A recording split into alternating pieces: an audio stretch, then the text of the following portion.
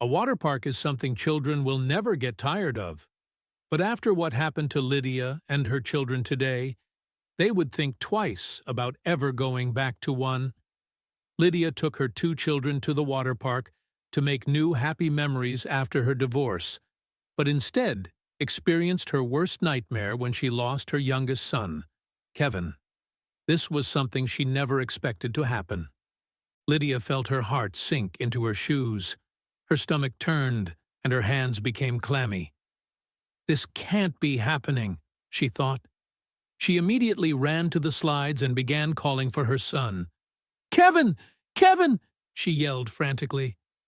Her daughter Sarah followed and also yelled for her brother, tears streaming down her face. Feeling helpless, Lydia called the police. They arrived shortly after and prevented anyone from leaving the park. They searched the park, but when they failed to find him, they thought of something else to do. Security cameras surrounded the park and captured every inch of it, so there had to be some footage of Kevin on there. The police officers brought Sarah and Lydia into the security control room. The footage of Kevin was already playing on the screens. A tear rolled down Lydia's cheek as she watched her son's disappearance through the screen. But what happened to Kevin? Why did he leave his mother and sister? And will they ever find him? Lydia wanted to surprise her two children with a fun day out.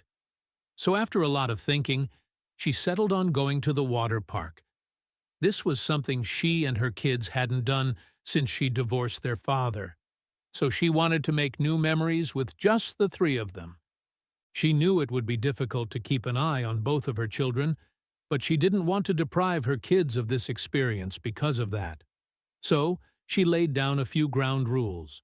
One of them was that her oldest daughter, Sarah, 14, had to stay with her younger brother, Kevin, 7, at all times. There had been a slight struggle to get Sarah to agree with the rule, but Lydia booked the tickets as soon as she did, and they were off to the water park. The park was huge, with at least 6 different slides, a child section for the little ones, and other fun activities to do in the water. But with a huge water park also came a huge amount of people. Children were running around and climbing in and out of the water constantly. You could hear parents yelling for their kids to watch out, and there were only a few beds left for them to lie in. Suddenly, Lydia doubted if she had made the right decision. But Sarah and Kevin didn't even notice all the noise. Instead, they had their eyes set on the slides. "Sarah, do you see that?" Kevin beamed. "Come on, hurry up! I want to go off that big green slide." He tugged on Sarah's arm.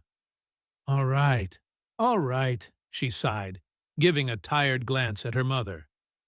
Lydia watched her children disappear into the large crowd of people. She felt a bit nervous, but suppressed the feeling. She trusted her daughter and knew she would make the right decisions, or she wanted to feel that way at least. So, Lydia grabbed her book and began to read, totally forgetting about the time. A loud scream broke Lydia's concentration, and she bolted up. "Mom! Mom!"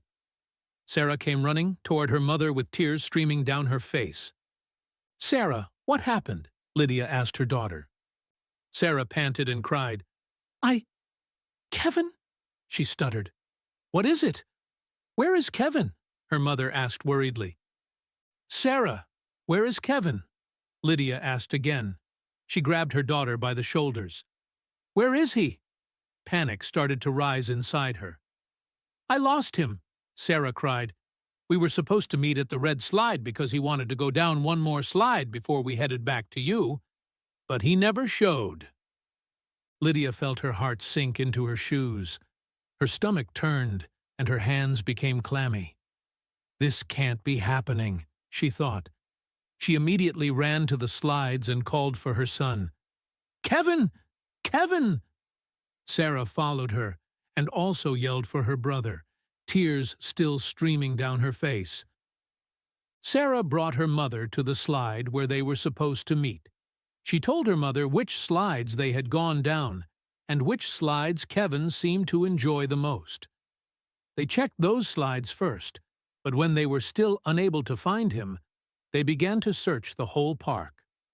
Bystanders, as well as the lifeguards, sensed something was wrong, and they started to help Lydia and Sarah with searching. Soon, almost everyone inside the water park yelled for Kevin to come back, but there was still no sign of him. Hours passed by, and Lydia felt there wasn't more she could do on her own. Feeling helpless, Lydia called the police. They arrived shortly after and prevented anyone from leaving the park. They searched the park, but when they failed to find him, they thought of something else to do. Security cameras surrounded the park and captured every inch of it, so there had to be some footage of Kevin on there. The police officers brought Sarah and Lydia into the security control room. The footage of Kevin was already playing on the screens. A tear rolled down Lydia's cheek as she watched her son's disappearance through the screen. Kevin walked away from the red slide where his sister was waiting for him, and went somewhere no one expected him to go. Kevin told his sister he would go down one more slide before they returned to their mother. Sarah agreed and said he could go down the red one. But little did she know Kevin already had a slide in mind, and it wasn't the one she had suggested. Kevin snuck past his sister and walked toward a big blue slide. There was a bright yellow line that said, "Do not enter, keep out." But that only made Kevin more curious. He stood in front of the slide for a few seconds and looked around to see if no one was watching him. Then, when the coast was clear, he snuck under the line and disappeared up the stairs. Lydia watched with her hand over her mouth. She never expected her little boy to do something so dangerous. "Where does that slide lead to?" she asked the lifeguard worriedly. The lifeguard didn't reply to Lydia's question, but she could see from his expression that something was wrong. Very wrong. "Ma'am, we need you to sit down for a moment," the police began.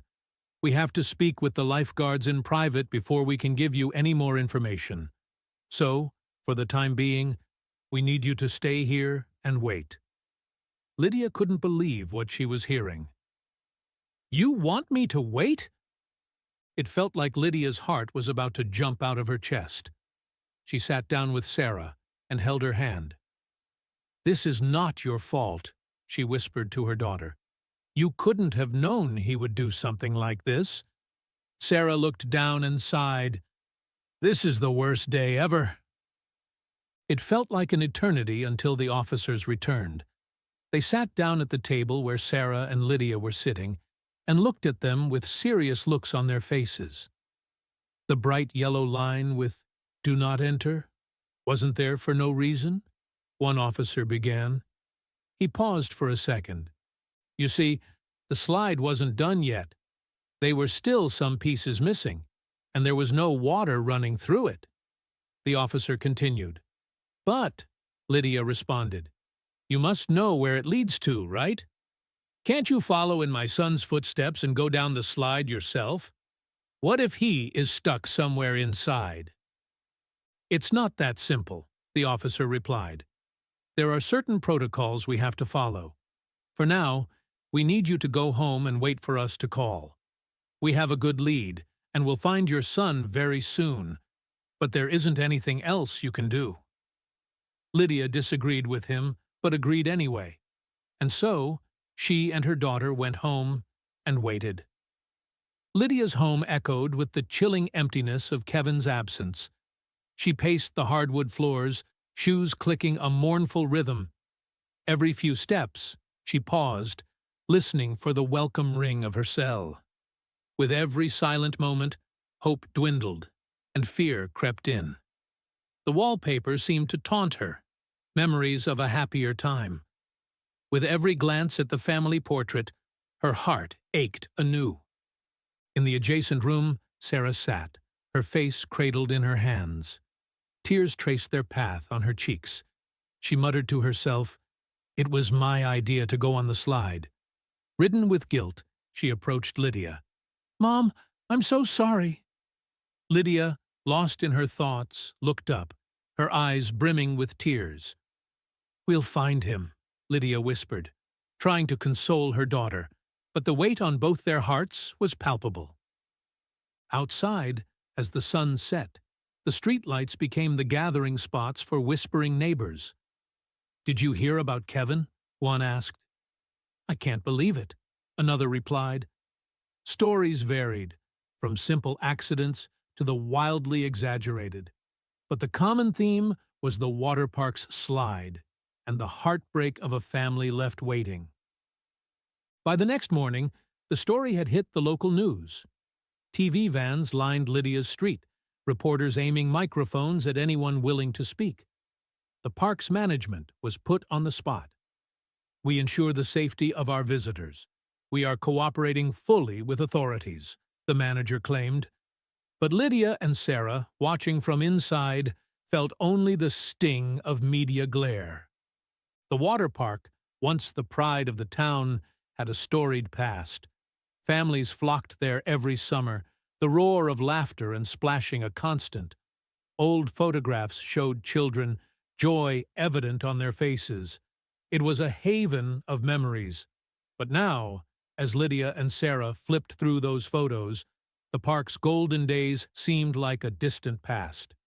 Angry parents stormed the park's gates. They clutched their children tightly, vowing never to return. The once gleaming reviews on the park's website turned sour. "Not safe for kids," one read. "Think twice before visiting," warned another. The park, a symbol of summer joy, had now turned into a nightmare. Meanwhile, at the local community center, volunteers gathered. Maps of the water park and surrounding areas were spread out on tables. People marked possible routes Kevin might have taken. Hope and determination filled the room. "We will find Kevin," the coordinator declared. The town rallied, displaying the strength of community spirit. Sarah, now resolute, decided to take matters into her own hands. She gathered her closest friends, recalling the details of that day. "We have to search every corner of that park," she declared. Armed with a sense of purpose, they made their way to the water park, each praying to uncover the vital clue that would bring Kevin home. Inside the park, Sarah's group approached other children. "Have you seen Kevin? Do you remember the blue slide incident?" They gathered tales, pieces of a puzzle. One child mentioned seeing Kevin speaking to a ride operator earlier. The clue wasn't much, but it was a start, a glimmer of hope in their search. Lydia, filled with a mother's rage, marched to the water park's management office. Slamming her palms on the desk, she demanded, "Where is my son?" The manager, taken aback, began offering platitudes, but Lydia cut him off. "I need answers, not excuses!" The tension in the room was palpable. The journey to find Kevin had taken a new, urgent turn. The sun gleamed brightly overhead, casting a warm glow over the water park. Kevin, with a beaming smile, splashed in the pool, his laughter infectious. Sarah playfully tossed water at him, their giggles echoing in unison. Moments of pure joy, building sand castles, eating ice cream, racing down water slides. The day was perfect. No one could have anticipated the tragedy lurking ahead. Sarah and her friends began to dig deeper. Old news articles and posts hinted at previous minor mishaps on the blue slide. One child recounted a weird turn within the slide, while another spoke of a sudden and unexpected drop. Although no major incidents were reported, Sarah felt a nagging sensation that something was amiss. In the security office, a seasoned guard named Frank sat reviewing hours of footage. He paused, rewinding a particular segment. There it was, a slight glitch as Kevin approached the slide's exit. The footage was unclear, but Frank felt certain something wasn't right. He needed to share this with Lydia and the investigators. Sarah, armed with her findings, led Lydia to the park manager's office. Why weren't we told about the anomalies with this slide? Lydia's voice trembled with fury. The manager, cornered, hesitated, then admitted there had been minor issues, but nothing warranting a shutdown. Their confrontation grew heated, with both sides demanding answers. After seeing the video anomaly, the police decided to widen their search radius. The park was combed in meticulous detail, but now surrounding neighborhoods, woods, and shopping districts were included. They theorized Kevin might have wandered off, disoriented after exiting the slide. Each passing hour weighed heavily on Lydia. Once filled with hope, despair now consumed her. Sitting in Kevin's room, surrounded by his toys and drawings, she felt a crushing sense of loss. Tears streamed down her face as she clutched a teddy bear close, longing to hold her son again. While scouring the nearby area, Sarah stumbled upon a familiar toy store. Glancing inside, she noticed a toy truck identical to the one Kevin had taken to the park. Speaking with the cashier, she learned a boy fitting Kevin's description had been there earlier, looking lost. Hope surged within her.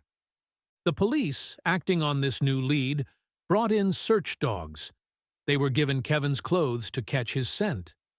The dogs, focused and determined, began their search, leading the team through alleys, streets, and parks. Each bark, each change in direction, was a beacon of hope for Lydia and Sarah. The town's spirit was evident everywhere.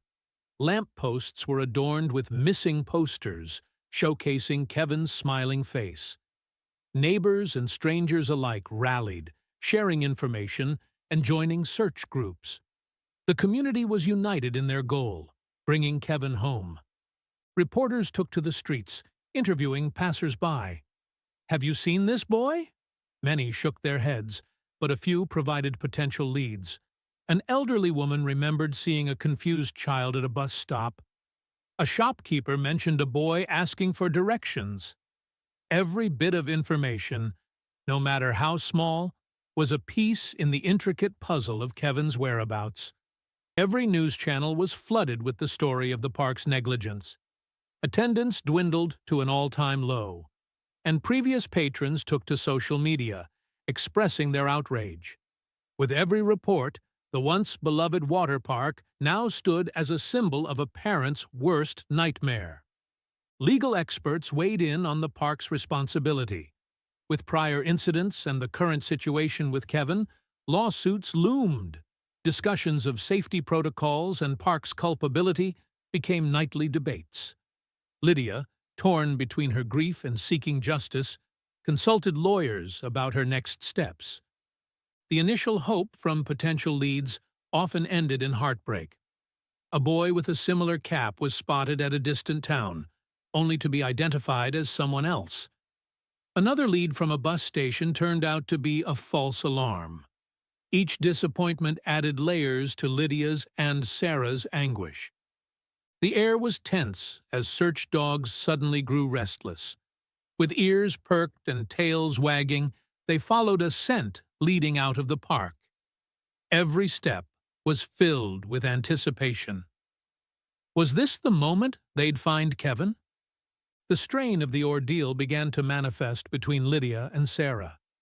Arguments about the best way to proceed and moments of inconsolable grief marked their days.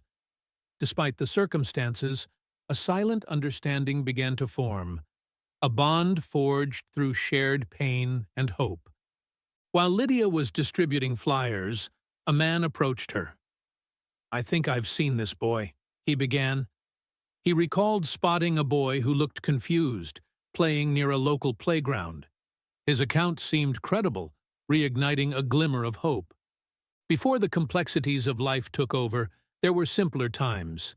Memories of family picnics, laughter at Sunday dinners, and Kevin's first steps played in Lydia's mind. The memory of her once complete family, before the divorce, was a bittersweet reminder of happier days. Though faced with setbacks, Sarah's determination only intensified.